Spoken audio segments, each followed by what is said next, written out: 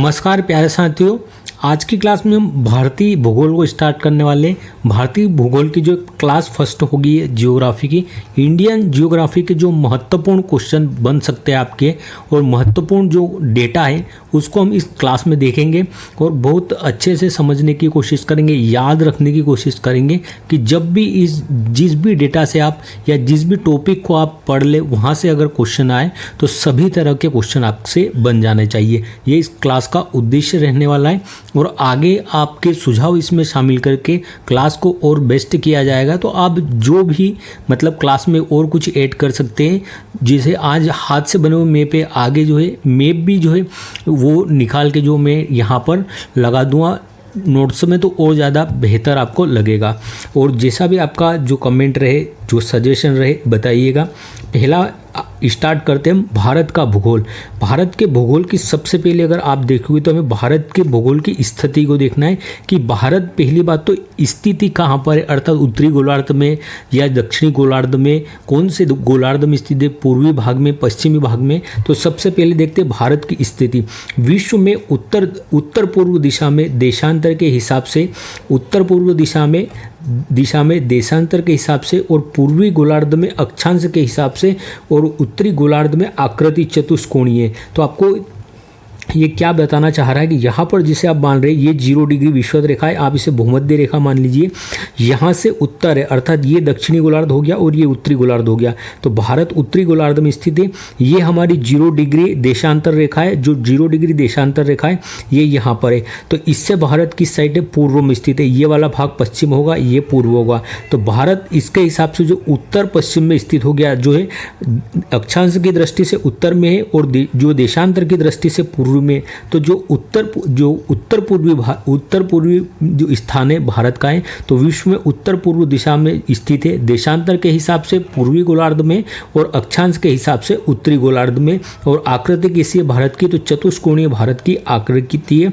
ये आपको इतना समझ में आया होगा। क्षेत्रफल की अगर बात करें, क्षेत्रफल की अगर आप बात करेंगे कि क्षेत्रफल कितना है भारत का, तो भारत का कुल क्षेत्रफल कितना है, तो 32,87,263 वर्ग किलोमीटर का है भारत का क्षेत्रफल है, जो कि विश्व के कितने, तो विश्व के कुल क्षेत्रफल का 2.42% रहने वाला है। ये ध्यान रखिएगा कि कितना प्रतिशत है, दोनों डेटा आपसे पूछा जाता है। विश्व में भारत का कौन सा स्थान है, तो भारत विश्व में 7वें स्थान पर है। 7वां सबसे बड़ा देश है भारत विश्व में। कौन कौन से क्षेत्रफल के आधार पर सबसे बड़ा देश कौन है पहला, और भारत के पहले 6 देश कौन कौन से हैं, तो पहला रूस है क्षेत्रफल के आधार पर सबसे बड़ा, दूसरा कनाडा है, तीसरा देश चीन है, चौथा यूएसए, पांचवा ब्राजील है, छठा ऑस्ट्रेलिया है और सातवां आपका भारत है और 8वां अर्जेंटीना है। तो भारत के एक छठे को भी याद रखना है और 8वें को भी आसपास के। तो भारत जो है 7वां सबसे बड़ा देश है या 7वां सबसे बड़ा क्षेत्रफल के आधार पर कंट्री है। भारत के विस्तार की अगर बात करें, भारत का सबसे पूर्वी गोलार्ध, भारत का सबसे पश्चिमी गोलार्ध किसे कौन है और किसे कहा जाता है, उसको किस नाम से जानते हैं, तो यहाँ पर आप देखेंगे ये उत्तरी बिंदु है, ये भारत का उत्तरी गोलार्ध है। यहाँ पर भारत का दक्षिणी बिंदु है, यहाँ भारत का पूर्वी बिंदु है और ये भारत का पश्चिमी बिंदु है। तो उत्तरी बिंदु भारत का अक्षांश जो है देशांतरी विस्तार क्या है, तो 37 डिग्री 6 मिनट उत्तरी अक्षांश भारत का उत्तरी अक्षांश है। यहाँ पर इंदिरा पॉइंट इसकी नाम से जानते हैं इसे, तो उत्तरी बिंदु को इंदिरा कोल के नाम से जानते हैं और ये कहाँ पर स्थित है, लद्दाख में। हम देखिए अगर 8 डिग्री 4 मिनट उत्तरी अक्षांश से लेकर 37 डिग्री 6 मिनट उत्तरी अक्षांश तक भारत का जो है अक्षांशी विस्तार है। वहीं देशांतरी विस्तार की अगर बात करेंगे हम, तो 68 डिग्री 7 मिनट से लेकर जो 97 डिग्री 25 मिनट पूर्वी देशांतर तक हमारा पूर्वी विस्तार है। यहाँ पर देखेंगे तो सबसे उत्तरी बिंदु क्या है हमारा, लद्दाख में है, इंदिरा कोल इसका नाम है। सबसे दक्षिणी बिंदु मुख्य भूमिका कहाँ पर है, तो ये कन्याकुमारी में, कहाँ पर, तमिलनाडु में, और इसे केप केमोरिन के नाम से भी जाना जाता है। सबसे पूर्वी बिंदु हमारा अरुणाचल प्रदेश में स्थित है, जिसे किबुथु के नाम से जाना जाता है।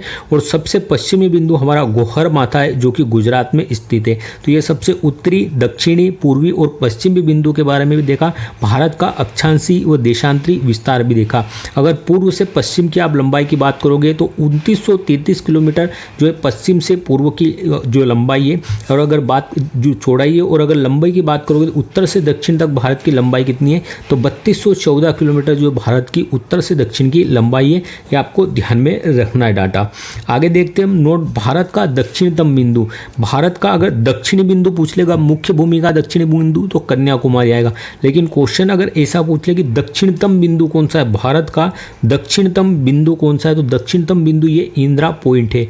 यहाँ पर क्या है, इंदिरा पॉइंट है, और जो कि अंडमान निकोबार के ग्रेट निकोबार का हिस्सा है और इसे पिग्मेलियन बिंदु के नाम से भी कहा जाता है। तो सबसे दक्षिणी जो हमारा आपको पता होगी अंडमान निकोबार है, तो अंडमान निकोबार का भी एक ग्रेट जो है ग्रेट निकोबार द्वीप है। इस द्वीप पर जो है भारत का सबसे दक्षिणतम पॉइंट है और जिसे हम पिग्मेलियन पॉइंट के नाम से भी जानते हैं या इंदिरा पॉइंट के नाम से जाना जाता है। तो आपको ध्यान रखना है। लेकिन ये 2004 की सुनामी में जो है डूब गया था, तो वर्तमान में ये डूब गया है। आगे देखते हैं नोट भारत के पूर्व एवं पश्चिम के बिंदु के मध्य लगभग 30 डिग्री देशांतर का अंतराल है। अर्थात हमने अभी देखा था भारत को कि भारत का देशांतरी विस्तार कितना है, तो 68.7 जो मिनट भारत का अक्षांशीय विस्तार है। 68 से लगाकर तो जो है कितना है, 68 से लगाकर 97.25 जो है पूर्वी देशांतर तक भारत का विस्तार है। तो लगभग इसके मध्य कितनी देशांतर रेखा है, तो 30 देशांतर रेखाएं इसकी मध्य आएगी। 68 से जो है 97 आप काउंट कर लीजिएगा। तो यहाँ पर कितनी कुल 30 देशांतर रेखाएं हैं, तो 30 देशांतर अंतराल है, क्योंकि 1 डिग्री देशांतर को पार करने में 4 मिनट का समय लगता है। अर्थात 30 डिग्री को पार करने में लगभग 2 घंटे का समय लगेगा। अर्थात ये कहना चाह रहा है कि एक जो अक्षांश जो एक देशांतर है उसे पार करने में 4 मिनट लगता है। तो भारत का जो कितने देशांतर, 30 देशांतर है, तो 30 × 4, तो यहाँ पर कितना हो जाएगा आपका जो है लगभग 2 घंटे। अर्थात यहाँ पर कितने मिनट हो जाएंगे आपके, 120 मिनट हो जाएंगे। जो है आपके 120 मिनट हो जाएंगे, 2 घंटे का समय अंतराल आएगा। अर्थात भारत में सबसे पहले सूर्योदय कहाँ, अरुणाचल प्रदेश में हो जाएगा और उसके लगभग 2 घंटे बाद कहाँ, गुजरात में दिखाई देगा, क्योंकि 30 डिग्री देशांतर का यहाँ पर विस्तार है और 1 डिग्री देशांतर पार करने में 4 मिनट लगते हैं। भारत में जो है भारत कि किन किन राज्यों से कर्क रेखा होकर गुजरती है, जिसे उत्तरी जो है 23.5 डिग्री उत्तरी अक्षांश के नाम से जानते हैं हम कर्क रेखा को। और ये कितने 8 राज्यों से होकर गुजरती है, 8 राज्यों से होकर गुजरती है ये, जिसमें इसकी ट्री का अगर आप देखो तो गमछा छार मित्र पर तो, लेकिन आप ऐसे ही मैप से ही याद कर लेंगे तो ज़्यादा अच्छा रहेगा। गुजरात के बाद मध्य प्रदेश, छत्तीसगढ़, झारखंड, मिजोरम, त्रिपुरा, पश्चिम बंगाल और राजस्थान। ये राजस्थान सबसे पहले आना चाहिए। तो यहाँ पर जो है राजस्थान, गुजरात, मध्य प्रदेश, छत्तीसगढ़, झारखंड, मिजोरम, त्रिपुरा और बांग्लादेश, इन 8 राज्यों से होकर जो हमारी जो कर्क रेखा गुजरती है। और कर्क रेखा की सर्वाधिक लंबाई किस राज्य में, ये मध्य प्रदेश में। पश्चिम से पूर्व की अगर क्रम देखेंगे तो यही रहेगा, गुजरात, राजस्थान, मध्य प्रदेश, छत्तीसगढ़, झारखंड, वेस्ट बंगाल और त्रिपुरा और मिजोरम। ये हमारा जो पश्चिम से पूर्व की ओर क्रम पूछ ले तो ये रहने वाला है। आगे देखते हैं भारत की मानक समय रेखा। भारत की मानक समय रेखा की अगर बात करें तो ये 8 है, 42.5 डिग्री जो है 42.5 डिग्री पूर्वी देशांतर क्या है, भारत की मानक समय रेखा है। मानक समय रेखा अर्थात भारत का जो टाइम जोन है इससे निर्धारित किया जाता है। तो 5 राज्यों से होकर गुजरती है हमारी जो मानक रेखा है। कितने राज्यों से, 5 राज्यों से होकर गुजरती है। ये 5 राज्य कौन कौन से, जो इससे होकर 82.5 डिग्री देशांतर रेखा गुजरती है, जो कि भारत की मानक समय रेखा है। तो यहाँ पर यूपी, MP, छत्तीसगढ़, उड़ीसा और आंध्र प्रदेश, यूपी, MP, छत्तीसगढ़, उड़ीसा और आंध्र प्रदेश, इन 5 राज्यों से होकर जो है यहाँ पर 5 राज्यों से होकर जो 42.5 डिग्री देशांतर रेखा है भारत की मानक समय रेखा, यह गुजरती है। आगे हम देखते हैं भारत में कर्क रेखा व मानक रेखा एक दूसरे को कहाँ पर काटती है, एक दूसरे से मिलती है। तो मध्य प्रदेश व छत्तीसगढ़ में 2 राज्यों में जो कॉमन है, जहाँ पर हमारी जो 42.5 डिग्री जो अक्षांश रेखा है और जो कर्क रेखा है दोनों मिलती है। और वर्तमान में भारत में कितने राज्य है, तो 28 राज्य है भारत में वर्तमान में और 8 केंद्र शासित प्रदेश है। अगर इन 28 राज्यों में बात करें कि क्षेत्रफल के आधार पर सबसे बड़ा राज्य कौन सा है और जनसंख्या के आधार पर सबसे बड़ा राज्य कौन सा है, तो यहाँ पर जनसंख्या के आधार पर क्षेत्रफल के आधार पर सबसे बड़ा राज्य कौन सा है, हमारा राजस्थान है। वहीं अगर बात करें जनसंख्या के आधार पर हमारा सबसे बड़ा राज्य कौन सा है, सर्वाधिक जनसंख्या कहाँ पर है, उत्तर प्रदेश में। अगर मिनिमम की बात करो सर्वाधिक कम क्षेत्रफल वाला राज्य कौन सा है भारत में, तो यह गोवा है। और सर्वाधिक जो है मिनिमम क्षेत्रफल वाला राज्य कौन सा है, तो यह गोवा है। और मिनिमम जो है पॉपुलेशन जनसंख्या वाला देश कौन सा है, तो सिक्किम है। यहाँ पर अगर बात करें यूटी में, यूनियन टेरिटरी जो केंद्र शासित प्रदेश है, उसमें क्षेत्रफल के आधार पर सबसे बड़ा कौन सा है, लद्दाख है। और सबसे छोटा हमारा कौन सा है, यूनियन टेरिटरी लक्षद्वीप है। जनसंख्या के आधार पर सबसे बड़ा कौन है, दिल्ली है, सर्वाधिक जनसंख्या यूटी में। और मिनिमम कहाँ पर है, तो लक्षद्वीप में। आगे देखते हम 2000 भारत में जो है 2000 में 3 नए राज्यों का निर्माण होता है। तो सन 2000 ईस्वी में 3 राज्यों का निर्माण होता है। कौन कौन से राज्य, इन्हें देख लेते हैं। 3 राज्यों का निर्माण होता है जिसमें छत्तीसगढ़ है, छत्तीसगढ़, उत्तराखंड है और एक झारखंड है। छत्तीसगढ़ का जो है, छत्तीसगढ़ को किससे अलग किया गया था, तो छत्तीसगढ़ एमपी से अलग करके एक नया राज्य बनाया गया 1 नवंबर 2000 को। उत्तराखंड को उत्तर प्रदेश से अलग करके 9 नवंबर 2000 को अलग राज्य बनाया गया।